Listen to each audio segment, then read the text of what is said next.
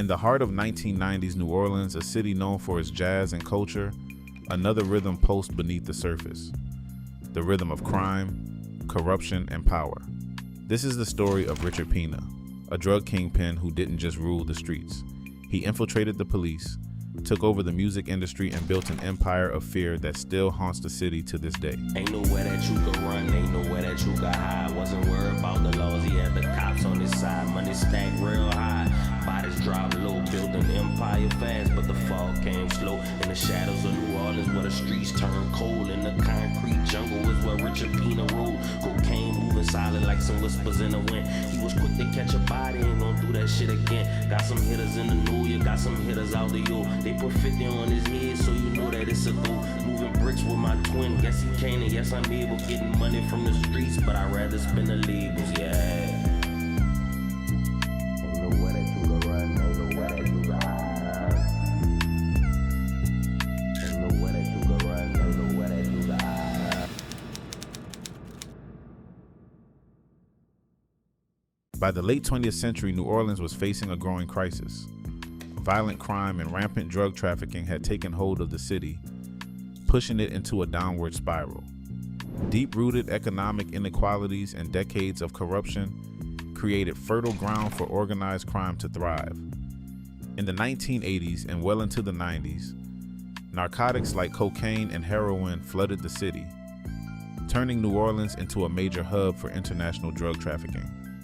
With its strategic location along the Mississippi River and one of the busiest ports in the world, New Orleans was the perfect spot for smugglers to move drugs through legitimate shipments.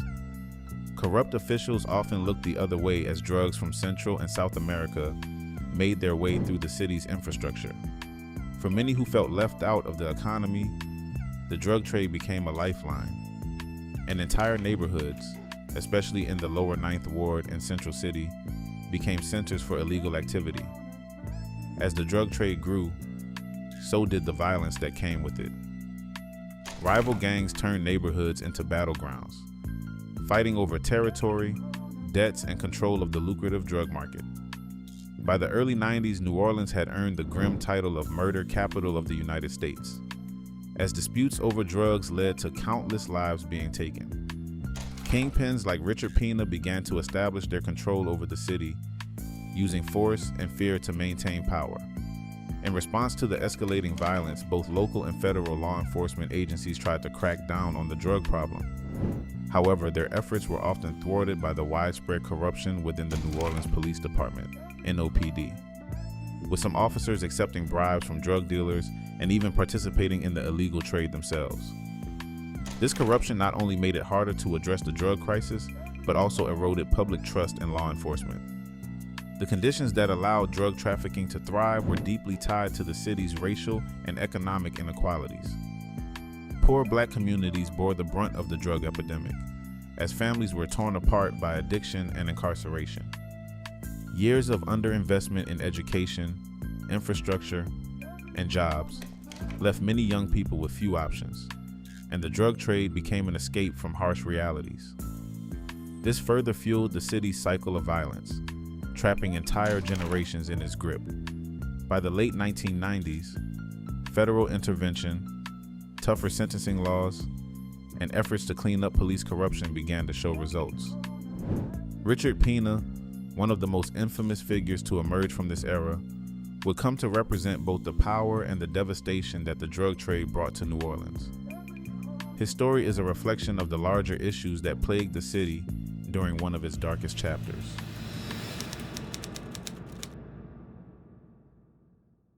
Richard Peña's climb to the top of New Orleans' criminal underworld was no accident. It was the result of calculated moves and ruthless ambition. Born in the Dominican Republic around 1965, Peña arrived in New Orleans via Puerto Rico, where he quickly made a name for himself. By the early 1990s, he was no longer just another street-level dealer. He was the mastermind behind a drug empire that funneled massive amounts of cocaine into the city, controlling entire neighborhoods from the shadows. What truly set Peña apart was his ability to forge alliances with some of the most dangerous drug cartels in Houston, Miami, and Mexico. These relationships allowed him to move up to 300 kilos of cocaine into New Orleans every month. Peña's network stretched across the city, with distribution hubs hidden in public housing complexes. His strategy was simple but effective. Violence, intimidation, and corruption kept him untouchable, ensuring that no rival dared challenge him. Behind the scenes, Peña used a series of legitimate businesses to clean his dirty money. From Gator Collision Center to Sheska Records, his front companies served as perfect masks for his vast drug operations. His promotion company, Altogether Entertainment, even hosted major events like Tupac's 1996 concert at the Superdome. To the public, Peña appeared to be a successful businessman, but in reality, these ventures were all part of a much larger money laundering scheme. One of Peña's most dangerous weapons in his arsenal was the corruption he spread within the New Orleans Police Department. David Singleton, one of his trusted enforcers, was a police officer who carried out Peña's most violent orders. Peña's ability to control law enforcement gave him an edge over competitors, ensuring that his empire stayed intact, while his enemies disappeared without a trace. How did Richard Peña gain access to running the New Orleans Police Department as muscle for his criminal empire? The answer to this question lies in the deep corruption that plagued the NOPD during the 90s. Peña's influence reached into the heart of law enforcement, allowing him to operate with virtual impunity. But how did he manage to corrupt an entire police force and use it as a tool for his criminal operations?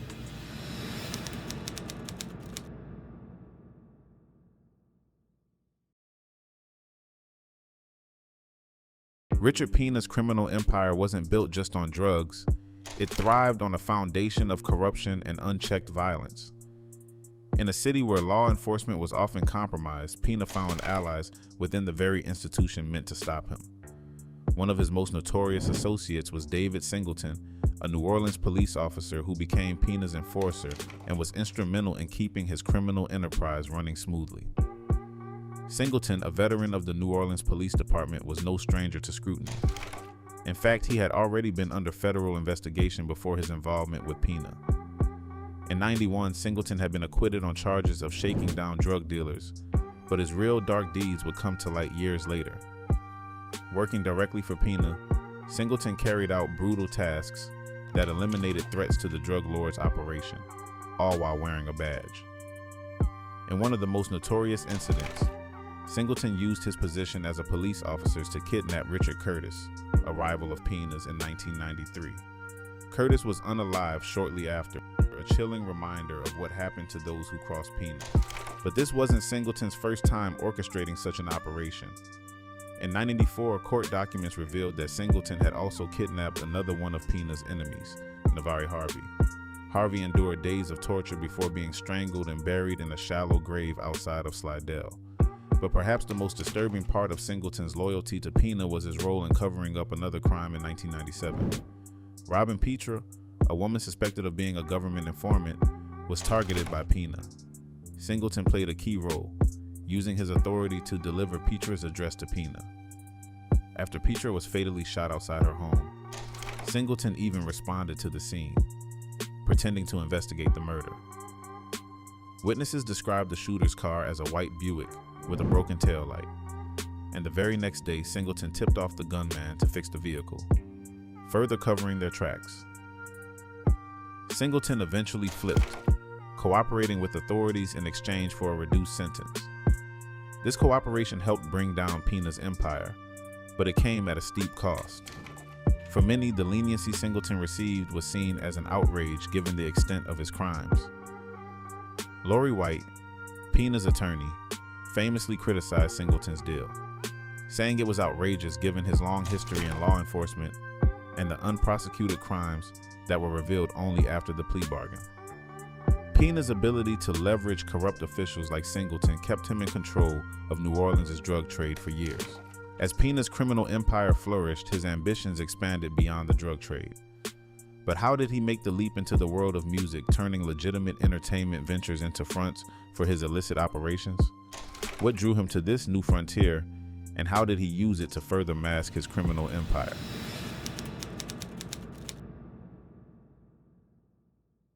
Richard Peña's rise wasn't just limited to the streets of New Orleans.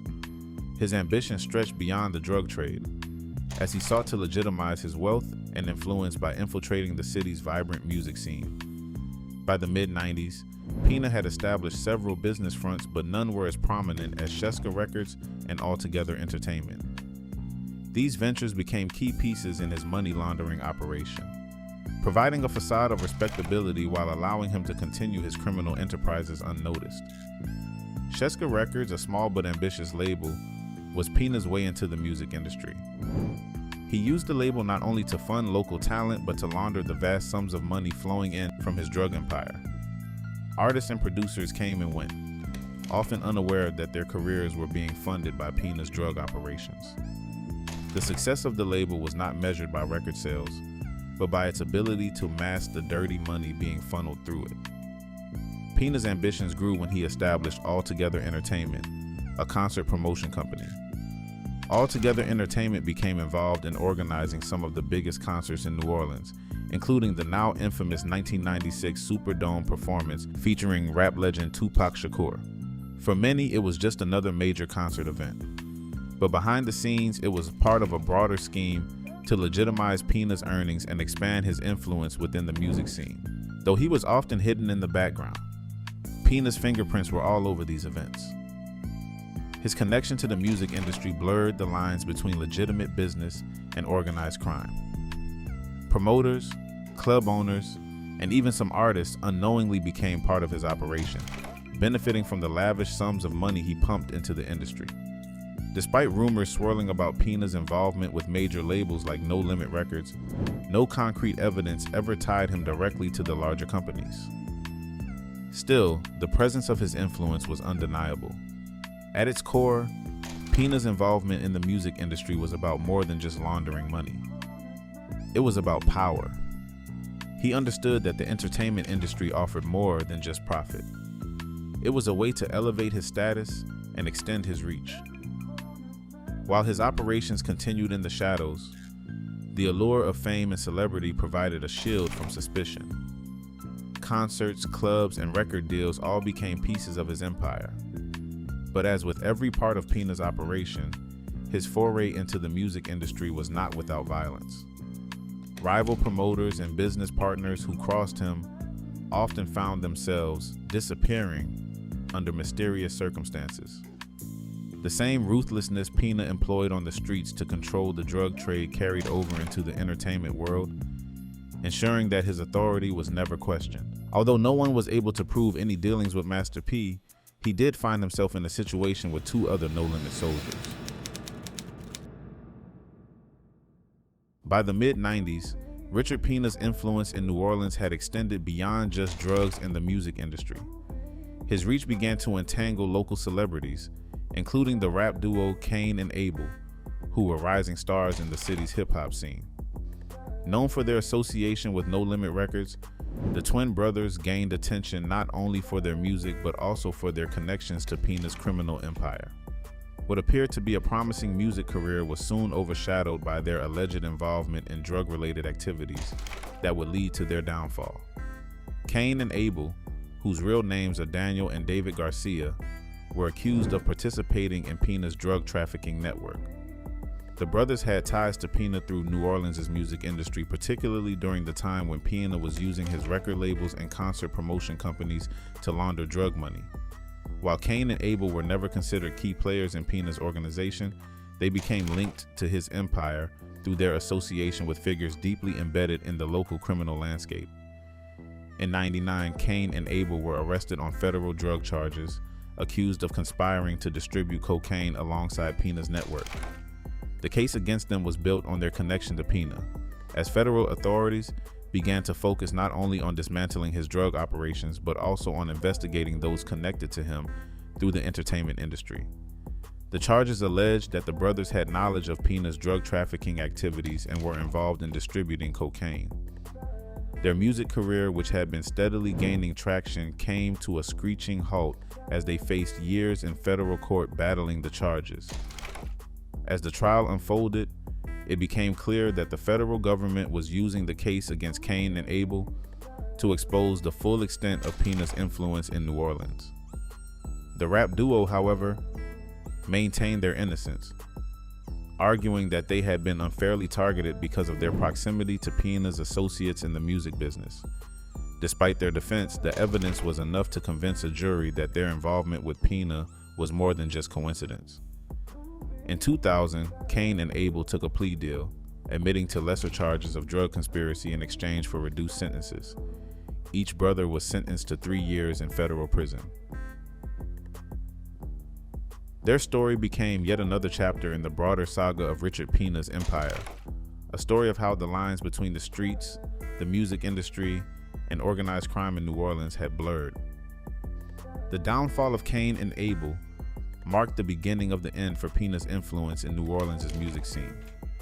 Federal investigators continued to chip away at his empire, using every connection, no matter how seemingly small, to bring down the larger criminal organization he had built. The case against the brothers also highlighted how deeply the drug trade had infiltrated the city's entertainment industry, and how even rising stars weren't immune to the consequences of their ties to the underworld.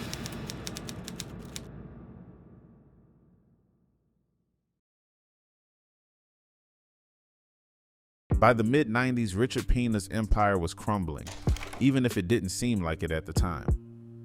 For years, Peña had successfully navigated the dangerous waters of New Orleans' underworld, but federal law enforcement was closing in. His seemingly untouchable operation was built on corruption, violence, and the manipulation of legitimate business ventures, but it all began to unravel in 1997 when Peña was arrested in Diamond Head, Mississippi. Peña's downfall was set into motion by a series of federal investigations targeting his extensive drug trafficking operation. Law enforcement had long suspected his involvement in smuggling hundreds of kilos of cocaine into New Orleans, but they struggled to pin him down. That changed when David Singleton, one of Peña's most trusted enforcers, decided to cooperate with the authorities. Singleton revealed critical information about Peña's operations, including the locations of hidden stashes of drugs and money, and implicated him in several high-profile murders. The arrest in Diamond Head came as a shock to many. Peña had been living quietly, trying to keep a low profile as the heat from federal agents increased. But on that fateful day in 1997, Peña's carefully crafted empire came crashing down. He was charged with numerous crimes, including drug trafficking, money laundering, and conspiracy to commit murder. In the months that followed, the federal case against Peña grew stronger. Singleton's testimony, along with the evidence gathered during the raid of Peña's properties, painted a clear picture of his dominance over the city's drug trade. In exchange for leniency, Singleton disclosed the locations of bodies buried by Peña's crew, including rival dealers and those suspected of cooperating with law enforcement. These revelations were crucial in building the federal case against Peña. The trial that followed was filled with dramatic twists. Peña's attorneys fought hard to minimize the charges, but the overwhelming evidence was impossible to deny. Facing the possibility of the death penalty, Peña eventually took a plea deal in 1999, admitting to his role in multiple murders and large-scale drug trafficking. In exchange, he avoided capital punishment, but was sentenced to life in prison without the possibility of parole. Despite his incarceration, Peña's name continued to carry weight in the prison system. Inmates recalled him as a quiet but influential figure, someone who could still command respect even behind bars. He remained a leader among the Latino population in the prison, maintaining his reputation as a man not to be crossed. His fall from power marked the end of one of New Orleans' most notorious criminal reigns, but the scars of his empire remained. The communities ravaged by the drug trade, the corrupt law enforcement that allowed him to thrive, and the lingering presence of his influence left a lasting impact on the city. Peña's downfall was a victory for law enforcement, but the fight against the cycle of crime and corruption in New Orleans was far from over.